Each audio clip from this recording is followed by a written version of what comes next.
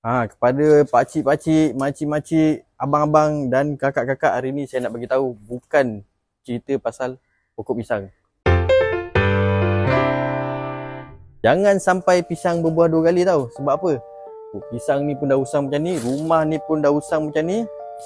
Korang nak biarkan lagi aset rumah korang macam ni? Terbiar, kosong, tak berpenghuni, tak dijaga, tak diselenggara, tak mendatangkan keuntungan pada anda.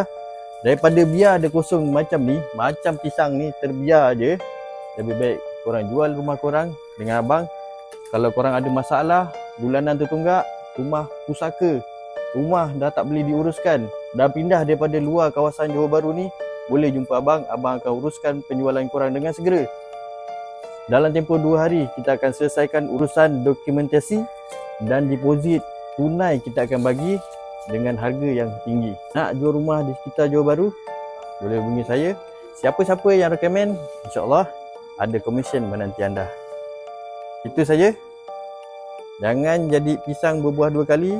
Jangan dah terhantuk baru nak menadah. Okey? Assalamualaikum. Ingat pesan saya.